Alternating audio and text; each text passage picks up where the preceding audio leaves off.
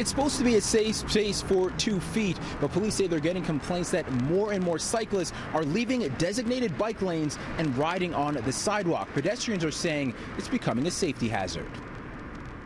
We're out here constantly, at least 3 times a week, and we have equipment. We're on the sidewalks. We're making the street beautiful, and cyclists on the sidewalk are a big problem for us. We can't see behind us. Sometimes they just come whizzing by. It's a very dangerous thing. They're not supposed to be here, and residents in Leaside want them off the sidewalk before more people get hurt. I have a friend whose mother was struck down by a bicycle on a sidewalk and ended up in very serious condition. It's a problem. According to Toronto Municipal Code Chapter 950, no one over the age of 14 is allowed to ride on the sidewalk, an offense that could come with a $60 fine.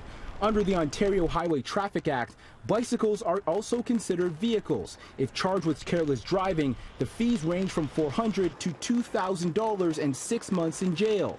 But cyclists are still doing it, which is what sparked the most recent social media awareness campaign by Toronto police. Some cyclists say they don't have much of a choice. As you can see, where they're supposed to ride is either filled with parked cars or closed because of construction. The alternative, riding with traffic. Especially on Bayview, they're not going to use the road. They're not going to use the street. It's not safe. There's too much traffic. We have a very small cycling network. So we've got to remember that oftentimes people choose to ride on the sidewalk because it's the safer option as they perceive it. Cycling advocate Jared Culp doesn't think riding on the sidewalk is the right thing to do. He does, however, believe the city needs to step up. That being said, one of the best things we can do to combat sidewalk riding is install bike lanes on our streets and dedicate space on our roads for cyclists. The city says it's not that easy of a solution. One of the problems, though, is that we're trying to retrofit a city, and there's never going to be that perfect scenario where there's enough space for cyclists, pedestrians, and vehicles. We're trying to find that right mix. And there are going to be situations where cyclists may not feel safe.